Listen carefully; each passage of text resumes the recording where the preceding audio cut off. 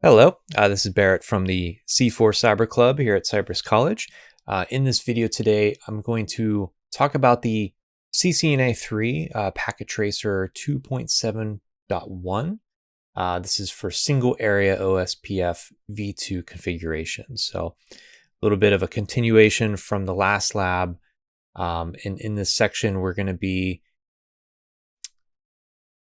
essentially fulfilling a bunch of requirements for completing an OSPF configuration. You can see here we have the background. You're helping a network engineer test an OSPF setup by building the network in the lab where you work. You have interconnected the devices and configured the interfaces, have connectivity with the local LANs. Your job is to complete the OSPF configuration according to the requirements below. Use the information provided in the list of requirements to configure the test network. Okay, so let's go ahead and jump into it. We have the addressing table up here. So first thing we'll go a step at a time. Notice that we will be using process ID of 10 for all of the routers. And if we take a look at this, we have the headquarters network over here. We have the data services. So we have the P2P routers 1, 2, and 3. And then over here, we have BC routers 1, 2, and 3. So essentially, we're working with 6 different routers. So the first step, we're going to be looking at only the headquarters network. In this, we're going to be using network statements with inverse masks, or also known as wildcard masks. So let's go ahead and get started on the P2P1.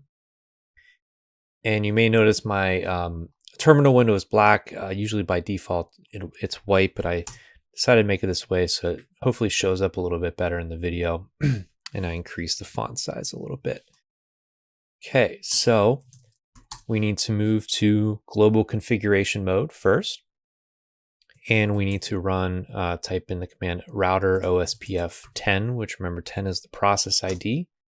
And from here, we will set up for the various networks. So we have to the right here, we have the 10.0.0.12 network. Remember, we need to note the CIDR notations. This is /30.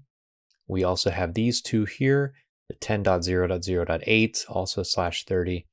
And 10.0.0.0, also 10 or /30.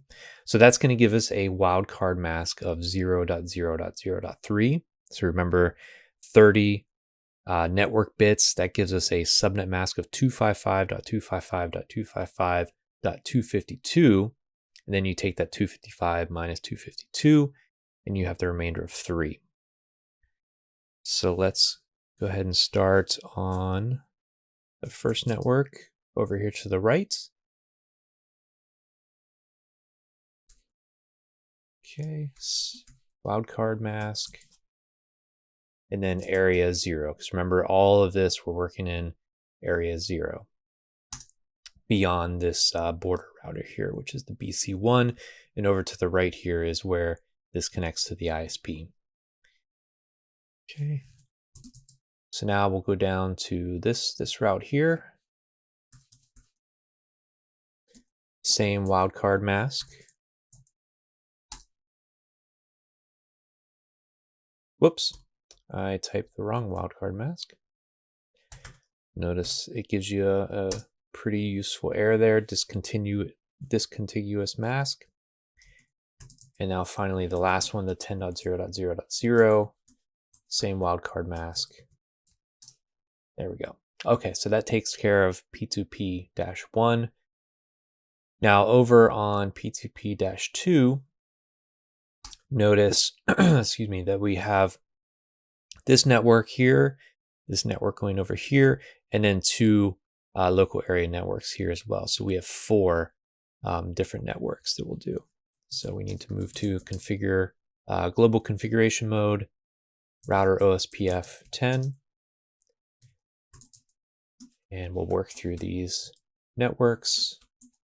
I'll do the /30 networks first,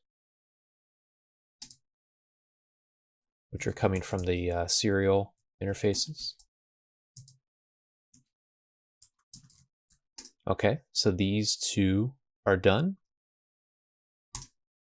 And now we will do these two down here. Notice these are /24. So that's going to give us a wildcard mask of 0.0.0.255 instead of the .3. Network.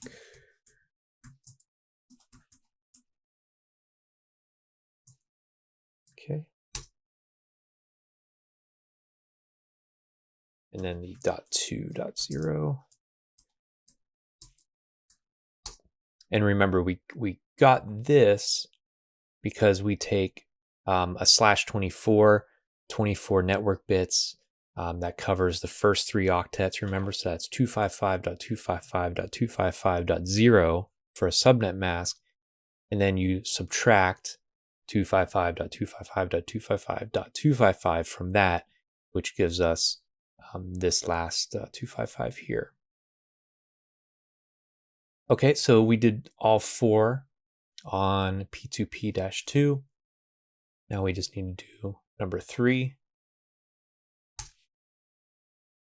And here we only have 3. So we have this network here, this one over here, and down to the local area network.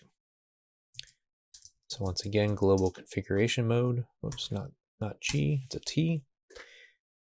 So router OSPF10 for the process ID.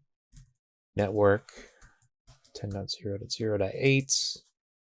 This is a /30, so wildcard mask .3. I'll move over to the left to the other serial interface. That is still a /30. Now, this will probably happen to you, as things are updating on the fly. Notice I left off, and I need another period here and a 3. So if that happens to you, you can continue typing and it will work, or you could just press enter and it'll give you an error and you can restart it again. But you'll see here in a second, this should, yes, that gave me the points, so that completed the command. So if your command gets interrupted, you can potentially finish it. Okay, so I did the 2 serial connections. Now we just need to do this one down here. So network 192.168.3.0, and this is a /28. So let's think about that. 28 network bits. 30, we had 3. So if we go down to 29, that's 3 plus 4, which is 7. And then if we move to 28, that's 7 plus 8, so that's 15. So we have 0.0.0.15, area 0. Okay. And remember, the way that I did that in my head, I was basically just following the powers of 2. You remember it goes from 1, 2, 4, 8, 16, 32, 64, 128. And that's essentially how we work with subnetting, right?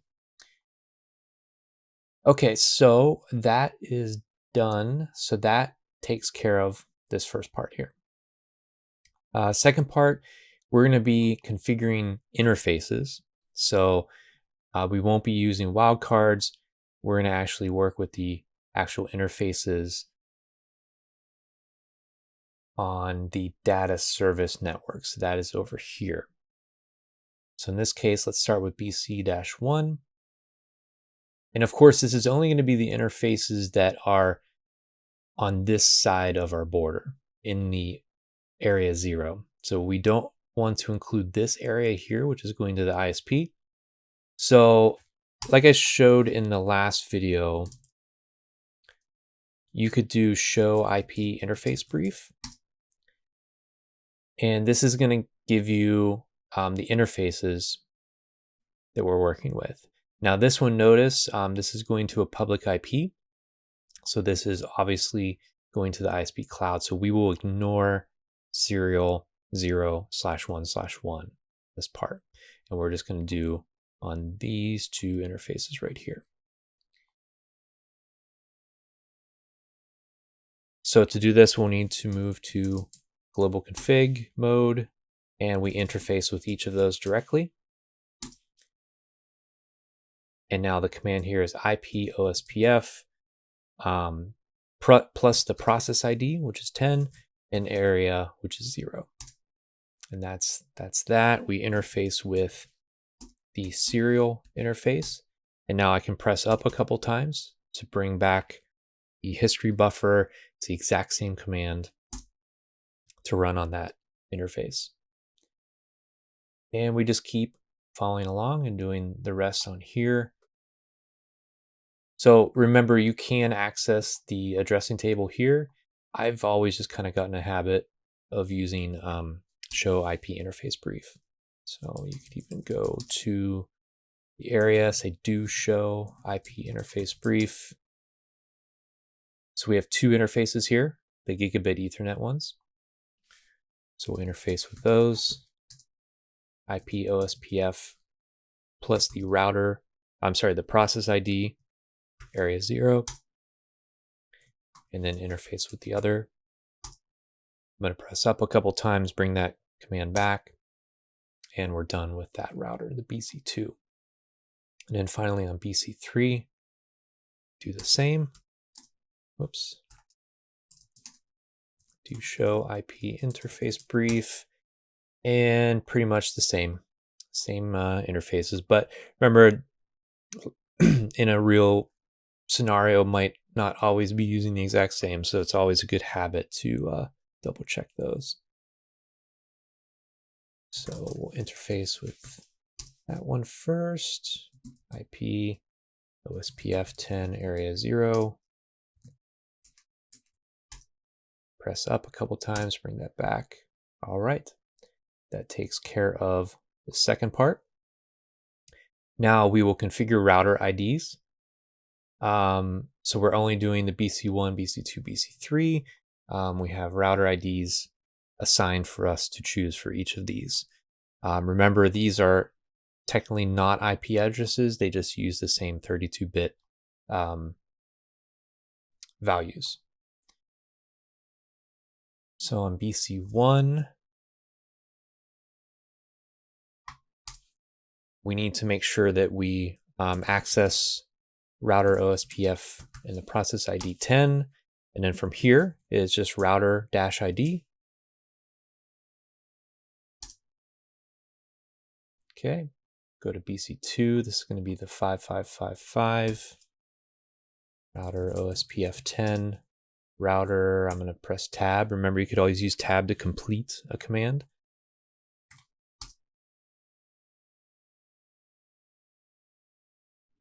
And over to router 3.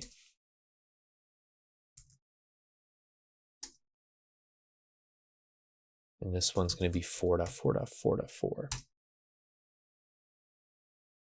All right, that takes care of that part. Configure OSPF so that routing updates are not sent into networks where they are not required. So what does that mean? So remember the idea of passive interface. So anything that's going into these local area networks here, we want to set these as the passive interfaces. So this is on P2P-2, P2P-3, BC2, and BC3. So we'll start from left and go to the right.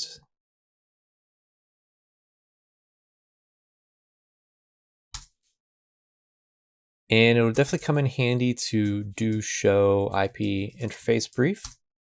That way we can just double check and make sure we're doing this on the correct interfaces. So we want the interfaces that are connecting to this local area network down here. So that's both the gigabit Ethernet. So we just interface with those. Or no, I'm sorry. We go to router OSPF10, which we were already in. So if you're in the config router, you're ready to go. And then we use the command passive interface followed by the interface. And I'm just going to press up, change that to a 1. Okay, so that takes care of P2P-2. We can do the same over here. So we're in the right area. I'm going to run do show IP interface brief just to double check. Okay, so on this one, we only have one interface. That makes sense. We only have this one local area network there. Oh. Passive interface, passive dash interface, I should say. Okay, now BC2 and BC3. Okay, we are in the correct area. Do show IP interface brief. We only have one to do here. Passive dash interface. I use the tab key followed by the interface. And then the last one.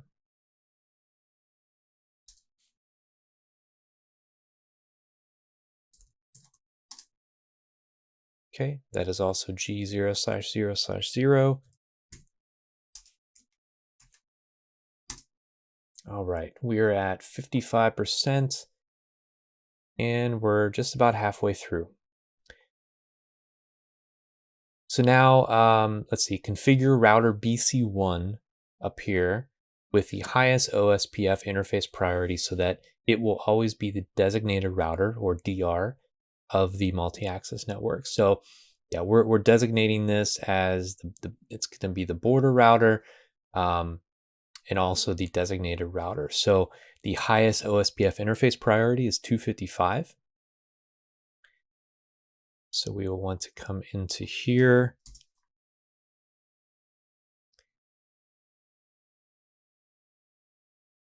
And we're going to interface with G0/0/0. And the command here is IP OSPF.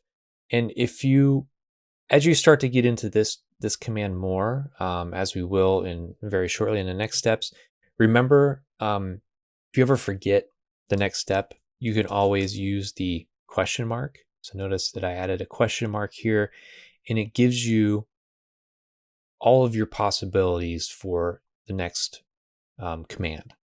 So here you see we have, you can give it a process ID, you can give it a cost, which I believe that's going to be one of the next steps. I think it's set hello and dead intervals. We're going to do that in just a moment. But here we're looking for priority. So we want to set the priority to 255. And then the next step, configure a default route to the ISP. So we know the ISP is coming here. We know that that represents a public IP. So I'm going to do show IP interface brief. That is this public IP here. That's going to serial 0/1/1. And to set that, I think we need to just be in global config mode, and we say IP route, 2 quad zeros, followed by that interface.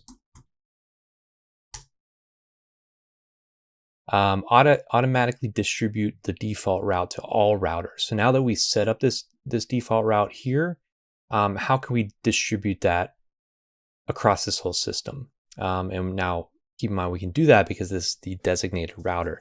So we come into router OSPF10, and the command for that is default. I use a tab, default dash information, originate.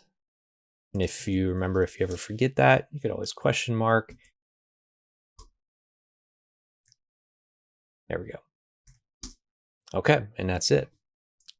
They have now been automatically distributed. Okay, so the next step, configure the OSPF router so that the gigabit Ethernet interface cost will be 10 and the fast Ethernet cost will be 100. This was a little confusing to me at first when I was working on this because I think there's a typo. It's either that there's a typo here where this is meant to be 1 and 10, or the command that gets registered as a completion has a typo in it. So, but I think for the answer that is correct in terms of the completion, it would make sense that this would actually should be, say, cost of 1 and fast Ethernet cost of 10. And so remember the whole idea of cost is based on 10 to the power of 8 divided by the speed of the interface. And you could take a look at, if we run do show IP OSPF interface, you can actually see what the current cost is.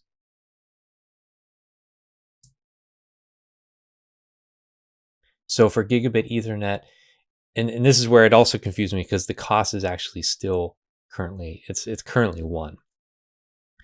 But for practice sake, they want us to enter in the command to ensure that all routers are set up so that these will be the cost values. And the reason for this is that from what I understand, when OSPF was created, a cost of 100 was kind of considered like cutting edge, right? And so it hasn't really been updated.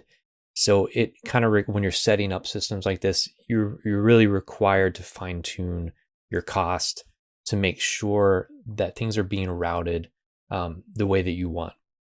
And even the next step, we're gonna configure the specific serial interface over here for a cost of 50, which is gonna push the traffic in a different direction, right? So that's the whole premise of this, is you're designating the kind of flow that happens on a regular basis. So the command for this, and which is the same command we'll do across all the routers. And in fact, let me go ahead and, just so I stay in order, let's start with P2P-1. We will want to go into router OSPF10. And whoops, I need to be in global config mode. And the command is auto-cost, auto-cost. And you could always use the question marks, and the next part is reference -bandwidth. And here we'll want to use a value of 1000. And essentially this is 1000, this is megabits per second, and 1000 megabits per second would be a gigabit. So you'll notice when we hit enter, okay, it gave us the points. So this command references if this said 1, we're setting the cost to be 1, and the fast Ethernet cost would be 10. Okay, so sorry that's confusing. I'm still trying to determine where the typo lies within the packet tracer, but hopefully that doesn't make it any more confusing for you. So let's go ahead and replicate that command across all of the routers.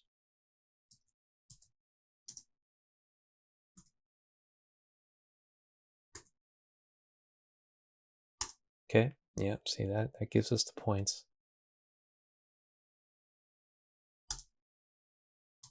Okay, global config mode, I'm on P2P-3, router OSPF, process ID 10, auto cost, reference bandwidth 1000. Okay, over to BC1, same command.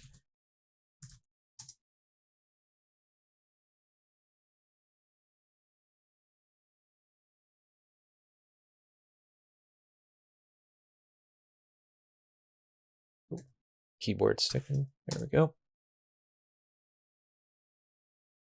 Okay, so here we're getting a little warning on our designated router saying please ensure that it's consistent across all routers, which is a very wise tip. Okay, router OSPF10, auto cost, reference bandwidth 1000. And we have one more.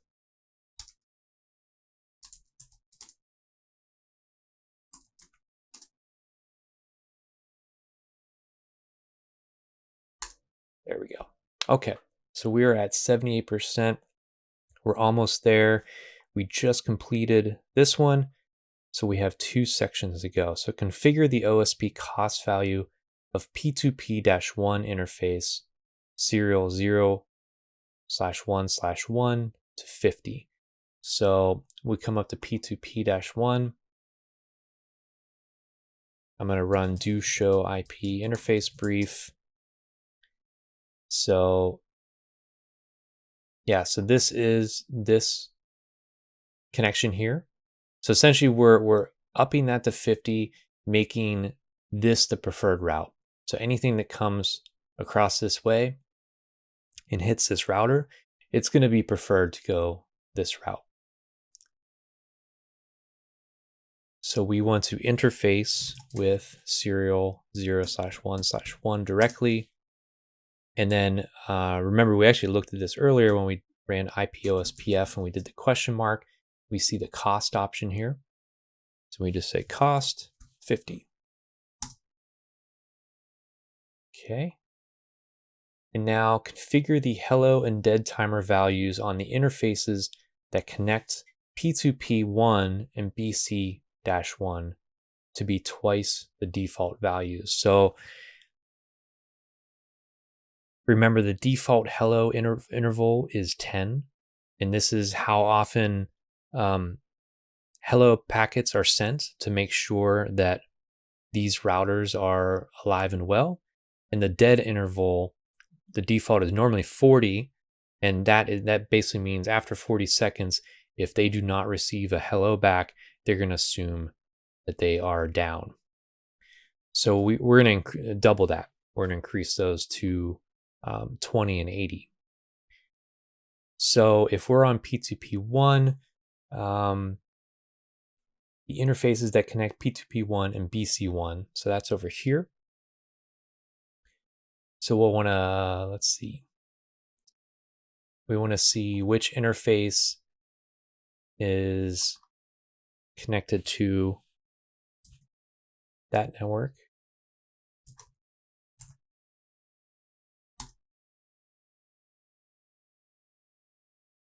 Okay, and it looks like that's going to be the serial 0/2/0. So we will interface directly with that. And now the command here, IP-OSPF. And we saw this when we got help. We see the hello -interval. So remember I told you the default is 10. We're going to double it. So now it's 20. And then IP-OSPF dead interval, the default is 40. We're going to double it to 80. Okay, and now we have to come back to BC1 and see, okay, which interface do we want to enable that on? Do show IP interface brief. I'm sure you've realized by now that command is your friend.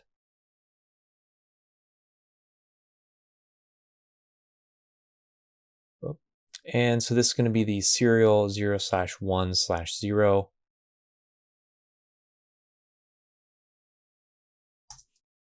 Int serial 0/1/0. IP-OSPF hello interval. So that's 20. And IP-OSPF dead interval is 80. Okay, and that was the final step, but I noticed we're at 98%, so this is kind of good practice. I'm sure a lot of you will come across this where you might have missed something. So let's go ahead and check results. Go to assessment items, and it looks like we missed a passive interface, or at least the passive interface must be set up incorrectly on BC1. How did that happen? Okay, let's take a look. So if we do show IP protocols,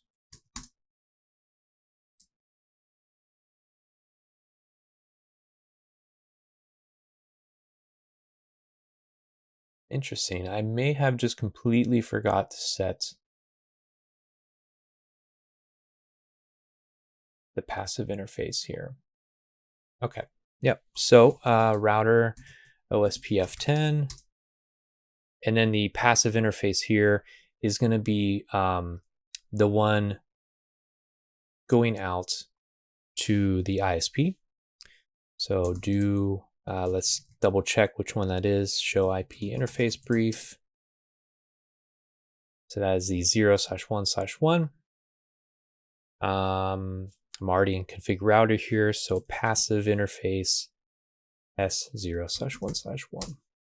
Great, and that gave us the 100%. Yeah, so that was a good example. I'm kind of glad I missed that. Good example of doing some troubleshooting at the end.